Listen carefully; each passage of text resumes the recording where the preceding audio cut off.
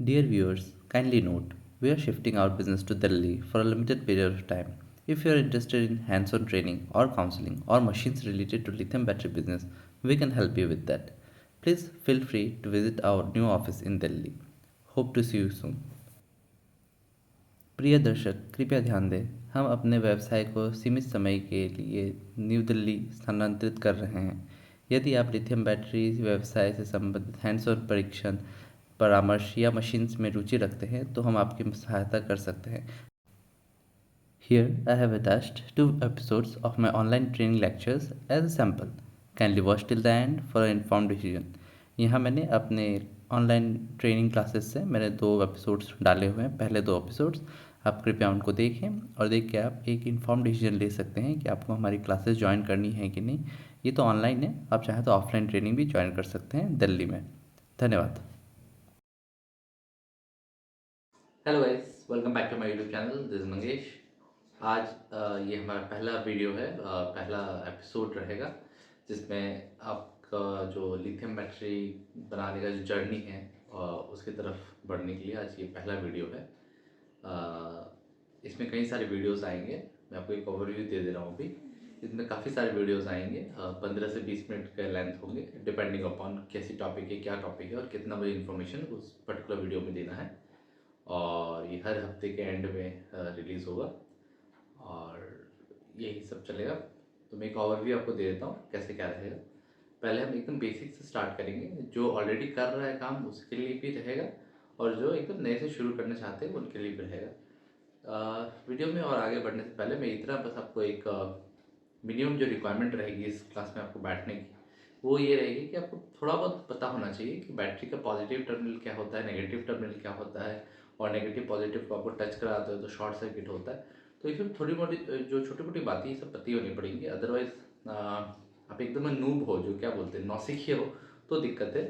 Otherwise अगर आपको देखिए लिथियम जो ये इंडस्ट्री है या ये इसकी जो भी काम है वो थोड़ा सा रिस्की हो जाता है अगर आप सही तरीका से या कि सही नॉलेज के साथ काम नहीं करते हो तो। अदरवाइज बहुत अच्छी फील्ड है, आप कर सकते हो। हर एक चीज़ में ऐसा होता है। हर एक चीज़ में अगर आपको गाड़ी अच्छे से चलानी नहीं आती तो आपको लाइक नॉलेज नहीं है तो आपको नहीं चलानी चाहिए, वही बात है। और अगर नॉलेज है तो चलाइए। तो वैसा ही कुछ प्रोसेस है, हर चीज़ में ऐसा होता है हालांकि। लेकिन इसमें क्या है, थोड़ा रिस्की ज़्यादा हो जाता है क्योंकि जो हम जिस तरीके की एनर्जी से डील करते हैं वो थोड़ा सा वो वॉलेटाइल होता है। तो मैं आपको डराने की यहाँ पे कोशिश नहीं कर रहा हूँ, मैं बस आपको एक चेतावनी दे रहा हूँ कि अगर आपको एकदम नौसिखिए हैं, आपको कोई भी नॉलेज नहीं है तो प्लीज़ मत कीजिए, ये सब काम रिस्की हो सकता है। दूसरी बात, आप ग्लव्स, दस्ताने या ग्लव्स जिसे कहते हैं हम, वो पहनेंगे जो एक तरफ से रबराइज रहेगा ताकि आप कभी बैटरी पैक्स को टच करें तो पहली बात आपको शॉक ना लगे, दूसरी बात आपकी निकल स्ट्रिप से हाथ ना कटे, ठीक है। और गरम गरम चीज़ तो रहते हैं इधर उधर, सोल्डरिंग आयरन वगैरह वगैरह, ताकि वो टच करो तो आपको हाथों में दर्द ना हो या दिक्कत ना आए। दूसरी बात, एक सेफ्टी ग्लासेस का हम ज़रूर यूज़ करेंगे जब हम स्पॉट वेल्डिंग कर रहे हैं या फिर कोई भी काम कर रहे हैं, तो ताकि छोटा मोटा कचरा हमारे आँख में ना जाए। इसकी हम ये 2 चीज़ हम एकदम से ध्यान रखेंगे। और इसके उपरांत और कोई भी सेफ्टी फैक्टर होगा या मेजर होगा तो मैं आपको वीडियो में आगे बताता जाऊँगा, ठीक। तो वीडियो को चालू करते हैं। वीडियो शुरू करने से पहले मैं और कुछ बता देता हूँ कि मैं हर वीडियो में अपना चेहरा नहीं दिखाऊंगा। मैं ये पहला वीडियो इसलिए कि कनेक्शन बनाने के लिए कि आप मुझे मैं कैसा दिखता हूँ ताकि इमेजिन कर पाओ जब मैं पढ़ा रहा हूँ।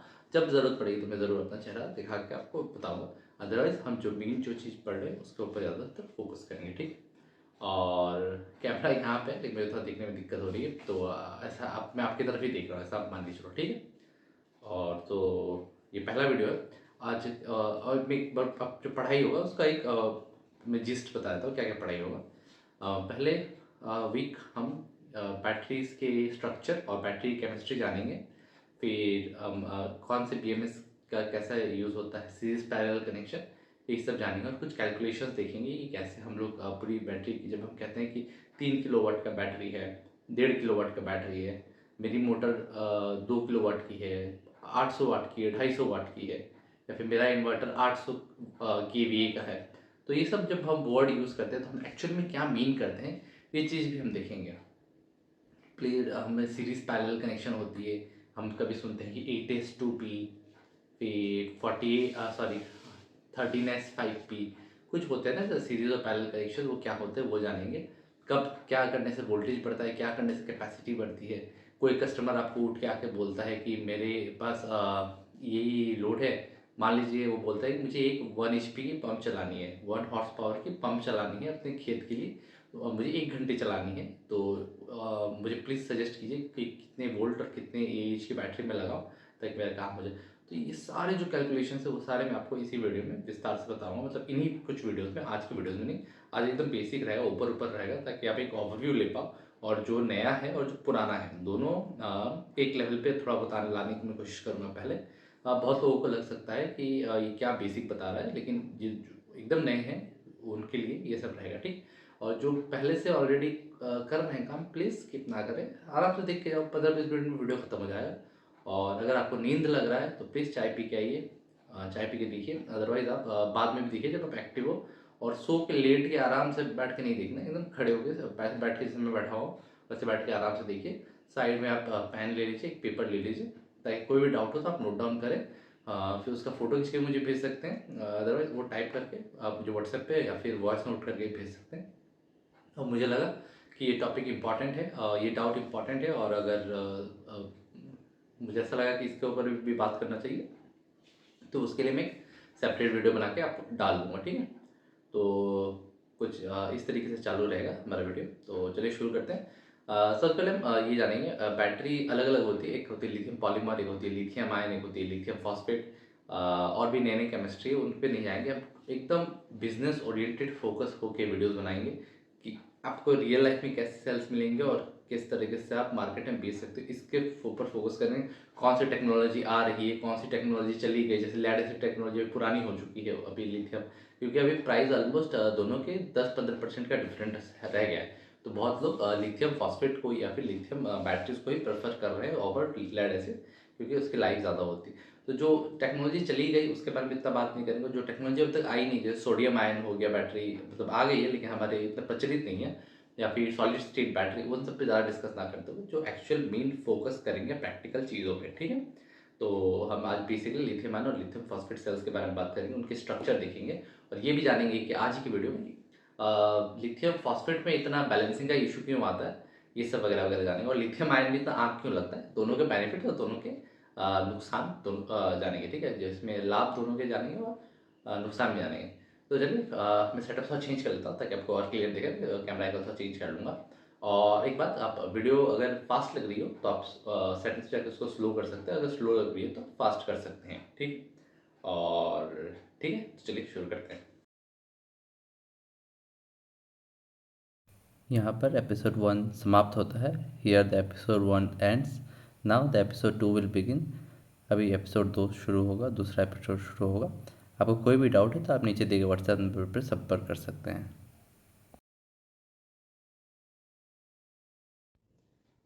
ये हमारा दूसरा पार्ट है वीडियो का। एकदम बेसिक से समझते हैं, आराम से समझते हैं।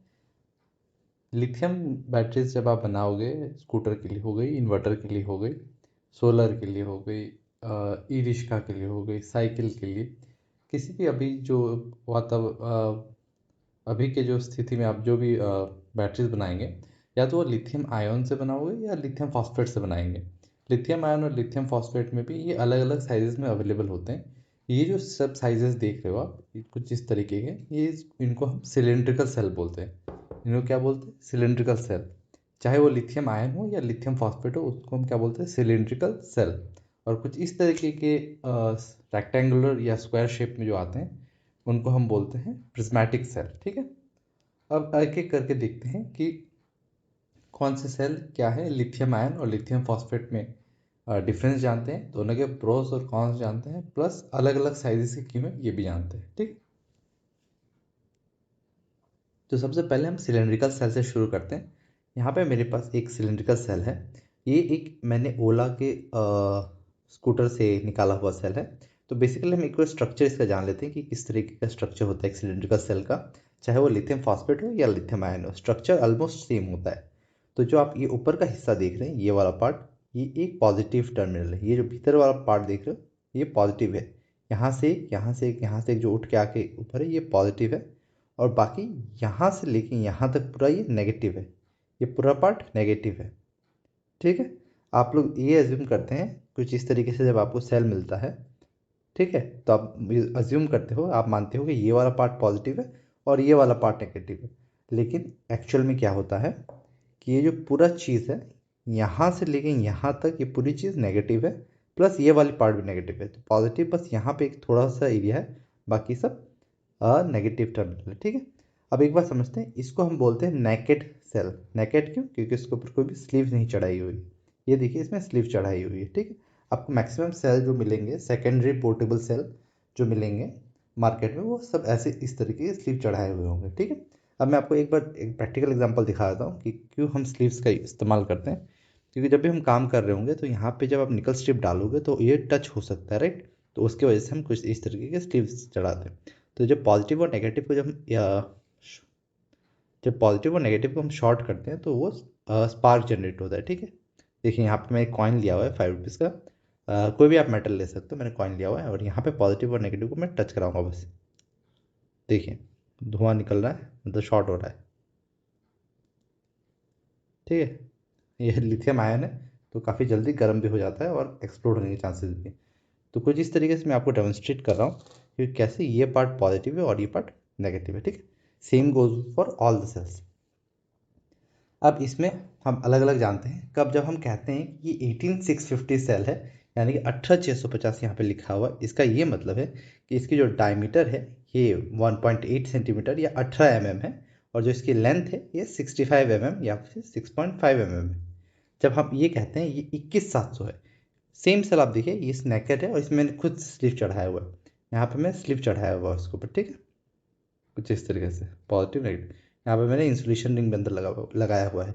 ये सब स्लीव्स इंसुलेशन रिंग वगैरह वगैरह भी हम देखेंगे कैसे काम करता है। ठीक है, तो ये 21700, जब मैं कहता हूँ कि ये सेल 21700 है यानी 21700, यानी कि ये वाला पार्ट जो है, जो इसके डायमीटर है ये है 21 mm या 2.1 सेंटीमीटर, और इसको इसकी हाइट है वो 70 mm या फिर 7 centimetre. Similar in case of lithium phosphate, ये 32700 सेल है 32700। जब 32700 कहता हूँ मैं, तो ये वाली पार्ट यानी कि इसकी डायमीटर ये हो गई 32 mm या फिर 3.2 सेंटीमीटर, और इसकी जो लेंथ हो गई वो 70 mm या 7 सेंटीमीटर। और जब इस वाली सेल में आता हूँ, ये है 32140 सेल। क्या है? 32140 सेल, यानी कि 32 mm इसकी डायमीटर और 140 यानी कि 140 mm इसकी लेंथ। ठीक है, या 14 सेंटीमीटर लेंथ। तो ये कुछ अलग अलग हो गए सेल। अब सेल की केमिस्ट्री कैसे हम जानें? एक में होती है लिथियम आयन, एक होती है लिथियम फॉस्फेट। ठीक है, और इसमें कोई ऐसा नंबरिंग नहीं आता है क्योंकि इसमें कोई पर्टिकुलर शेप नहीं है, बस कुछ मॉडल्स आते हैं। कंपनी अलग अलग अपना ब्रांड करके अपना मॉडल नंबर लिखती है, और ये कोई भी इसका कोई स्टैंडर्ड साइज़ नहीं है, ये किसी भी साइज़ में आ सकता है। ये थोड़ा शॉर्ट आ सकता है, ये थोड़ा मोटा आ सकता है, राइट।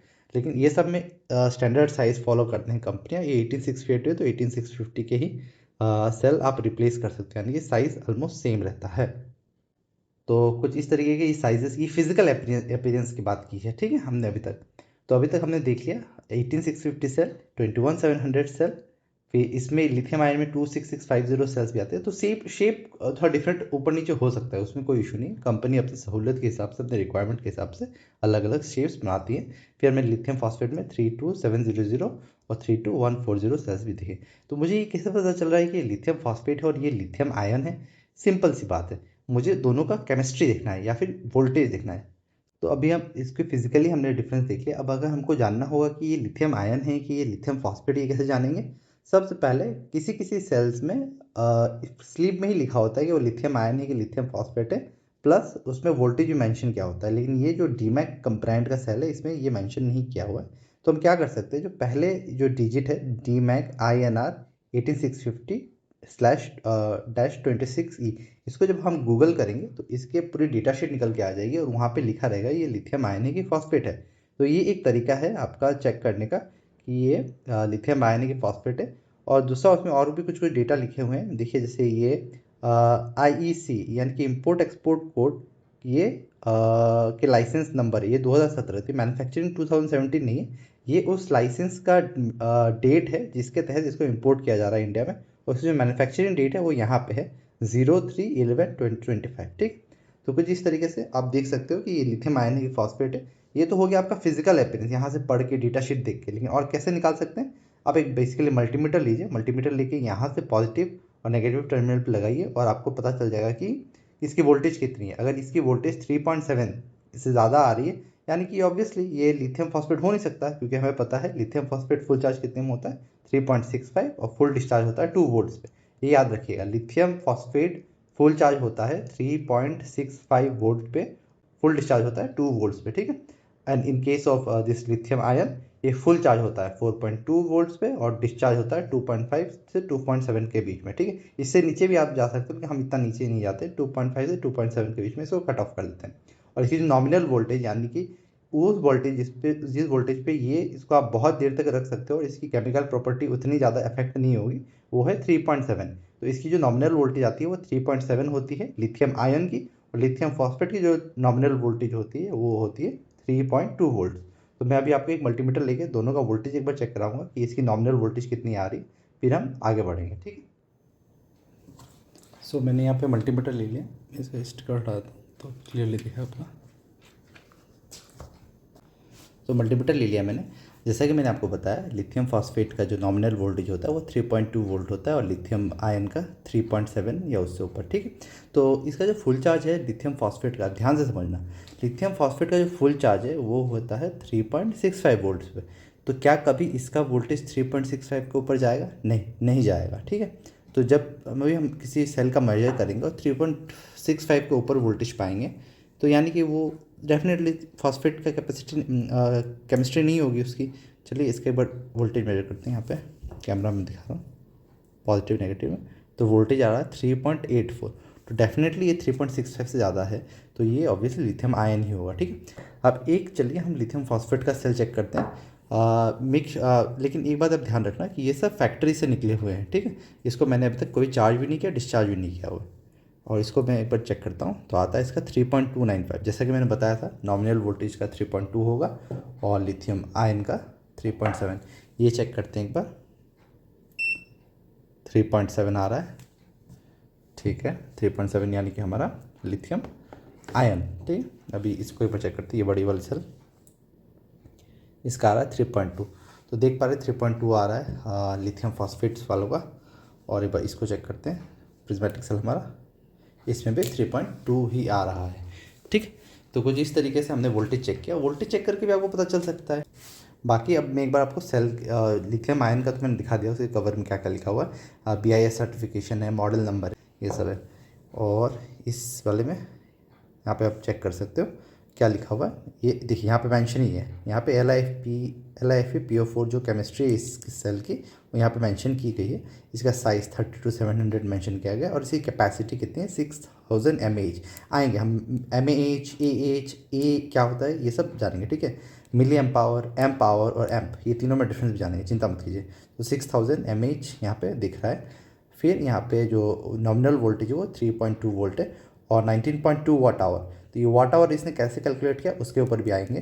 ठीक है, वाट क्या होता है, वाट आवर क्या होता है, कैसे उसको करते हैं। और यहाँ पे जो BIS सर्टिफिकेशन का जो नंबर है वो यहाँ पे दिया हुआ है और यहाँ पे कुछ उनका रैंडम नंबर दिया हुआ है इस ब्रांड ने। और ये कौन सा HX, इसको HX ब्रांड है या फिर हुनान, ये कुछ चाइनीज़ में लिखा हुआ, मैं प्रोनाउंस भी नहीं कर पा रहा हूँ। तो ये उस ब्रांड का है और मैन्युफैक्चरिंग डेट 12/20/25 की है। ठीक है, तो बहुत लोगों को लगता है कि ये इस तरीके की QR कोड हैं तो हमारा सेल जेन्युइन है, या फिर इसके ऊपर भी देख सकते हो, प्रिज्मेटिक सेल के ऊपर भी आप देख सकते हो कुछ इस तरीके के QR कोड है। तो इस तरीके के QR कोड को देख के लोग सोचते हो मेरा सेल जेन्युइन है। लेकिन ट्रस्ट में, आप अगर चाइना से सेल ले रहे हो और आप बोलोगे कि इसमें ऐसा QR कोड लगाओ जिसमें दिखेगी अरिंगमा पावर्स कि ये मैन्युफैक्चर किया है ये सेल, तो वहाँ पे ये भी शो हो सकता है। तो आप कभी भी ये QR कोड को स्कैन करके ये ना समझे कि ओहो मुझे जेन्युइन सेल मिल गया। आपको जेन्युइन सेल तभी मिलेगा जब सप्लायर जेन्युइन हो। तो ये उसके भी तरीके टेक्निक्स में बता दूंगा कैसे आपको जेन्युइन सप्लायर मिल सकता है, इसी वीडियो में अंत में बता दूंगा। तो कुछ इस तरीके से, और इसका एक बार देख लेते हैं। आपको पढ़ना आना चाहिए, सेल के ऊपर जो डिटेल्स लिखा हुआ है कुछ काम से ही लिखा गया हर सेल के ऊपर, उसको पढ़ना आना चाहिए। ये LFP है ऑब्वियसली केमिस्ट्री इसकी, 3.2 वोल्ट। इसकी बैटरी की साइज़, फिजिकल साइज, ये बैटरी कैपेसिटी 15,000 मिली एम पावर। फिर ये ऑब्वियसली डेट ऑफ मैन्युफैक्चरिंग हो गया 2025/7/9। ये फिर इसके जो लॉन्गफेंग न्यू एनर्जी कंपनी का नाम हो गया, और नीचे BIS सर्टिफिकेशन हो गया। ये 2018 के इंपोर्ट एक्सपोर्ट लाइसेंस IEC मतलब इंपोर्ट एक्सपोर्ट कोड के अंडर इसको लाया जा लॉन्गफेंग कंपनी। तो अलग अलग कंपनी के भी हैं मेरे पास, सीबैक के भी हैं सेल दिखाने के लिए आपको, फिर चैम्प के भी सेल हैं। तो कुछ इस तरीके के सेल मिल जाते हैं। देखिए ये LG का है, LG का नेकेड सेल। ये मुझे कैसे पता चला ये LG का है? मुझे पता ही नहीं, मैं अभी आपको दिखाऊंगा। देखिए यहाँ पे LG कहीं लिखा है आपको? नहीं लिखा है। यहाँ पे क्या लिखा है? INR 21700 M50L, बस ये लिखा हुआ है, और कहीं पे किसी भी तरीके से ब्रांडिंग है ही नहीं कि मुझे पता चल पाएगी ये LG का सेल है। ठीक है, यहाँ पे कुछ लिखा हुआ है, लेकिन ये बस वार्निंग दिया हुआ है कि इसको बर्न वर्न ना करें और ये सब कुछ। ठीक है, लेकिन कैसे निकालना है अभी मैं दिखाता हूँ। ठीक है, सो यहाँ पे मैंने गूगल खोल लिया है, और इसमें जो लिखा हुआ है कोड, क्या लिखा हुआ है पढ़ते हैं चलिए। INR 21700 टाइप करते हैं, INR 21700। उसके बाद क्या है? M50L, M50L। ठीक है, ये लिखा हुआ है ना M50L, हाँ M50L। यहाँ पे अच्छा उसके नीचे वाला आ गया, सॉरी। हाँ, INR 21700 M50L। इसको करते हैं सर्च करते ही देखिए पहला रिजल्ट क्या है? LG Chem INR 21700 M50L। चलिए इसको क्लिक करते हैं। देखिए यहाँ पे इसके प्रोडक्ट के बारे में सारा कुछ आ गया। LG कैम 21700 यही मॉडल है। सेल ऑरिजिन किसने देखिए 21700 है। इसकी साइज़, वेट, डायमेंशन, कैपेसिटी सब आ गया, देख रहे हैं आप। तो कुछ इस तरीके से आप इसके बारे में जान सकते हो कि लिथियम आयन है, ये फॉस्फेट है। तो सब कुछ आप ऐसे गूगल में डाल के जान सकते हो इस तरीके से। ठीक है, इस सारी केमिस्ट्री, टेम्परेचर, देखिए वेरिएशन, ग्राफ वगैरह। मैं ग्राफ कैसे पढ़ना है, स्टडी करना है, वो भी आपको मैं बताऊँगा। तो कुछ इस तरीके से आप भी जब आपके पास सेल आए और आपको कुछ पता ना चले कि कैसे क्या करना है, जैसे ये भी आपको नहीं पता कि क्या है, तो आप क्या करोगे? DMAG INR 18650/26E, पर इसको गूगल में आपको डाल देना है। ठीक है, या फिर ये मॉडल INR 18650/26E, पर इसको डाल दोगे तो आपको जो भी इसका डेटा शीट है, डिटेल्स है, वो सारा आपको उपलब्ध हो जाएगा। तो कुछ इस तरीके के फिजिकल डायमेंशंस थे सारे सेल्स के, 32700, फिर 18650, 21700, 32140। तो और इस तरीके से अलग अलग साइजेस में आ सकते हैं सर। ठीक है, तो आप जानते हैं लिथियम आयन और लिथियम फॉस्फेट में बेसिक केमिस्ट्री में क्या डिफरेंस है, प्लस कौन से में ज़्यादा फ़ायदा होता है और कौन सा कब हम यूज़ करते हैं। ठीक, तो जो केमिस्ट्री होता है लिथियम आयन, ये क्यों वॉलेटाइल होता है, क्यों इसमें लोग डरते हैं काम करने में, और इसमें क्यों आग इतनी लगती है। पहला बात ये है कि इसमें आग ज़्यादा जल्दी पकड़ लेता है, और लिथियम फॉस्फेट इस मामले में बहुत ज़्यादा सेफ़ है। इस मामले में लिथियम फॉस्फेट बहुत ज़्यादा सेफ़ है। लिथियम आयन क्यों इतना वॉलेटाइल है? क्योंकि इस देखिए इलेक्ट्रॉन को फ्लो होने से, पॉजिटिव से नेगेटिव और नेगेटिव से पॉजिटिव में फ्लो होने में इलेक्ट्रॉन्स को एक माध्यम चाहिए। ठीक है, एक माध्यम, एक मीडियम चाहिए। तो वो मीडियम को हम बोलते हैं इंग्लिश में इलेक्ट्रोलाइट, उसको बोलते हैं इलेक्ट्रोलाइट। तो जो इलेक्ट्रोलाइट हमारे लिथियम आयन सेल में यूज़ होता है वो बहुत ज्वलनशील होता है। ठीक है, वो हाईली फ्लेमेबल होता है। उसके कारण से जब ये फुल्ली चार्ज होता है, वो अगर कुछ नेगेटिव यानी कि एनोड और कैथोड अंदर से शॉर्ट हो जाता है तो उसमें आग पकड़ लेता है। उसी केस में जब हम इस लिथियम फॉस्फेट में बात करते हैं, जो इलेक्ट्रोलाइट मटेरियल यूज़ होता है वो बहुत ही ज्वलनशील नहीं है। वो ना ज्वलनशील ना के बराबर है, गर्म होता है लेकिन ज्वलनशील नहीं है। तो इसलिए ये लिथियम फॉस्फेट काफ़ी सेफ हो जाता है। तो ये ऐसा ना समझिए कि लिथियम फॉस्फेट, अब मैं जब इसको शेक करूँगा ना, मैं अभी इसका हाथ से हिलाऊंगा तो आप देखना इसके अंदर एक तरल पदार्थ है, यानी कि एक लिक्विड है, सेमी लिक्विड, सेमी सॉलिड चीज़ है, जो आवाज़ छलकेगा। रुकिए मैं सुनाता हूँ। ठीक है,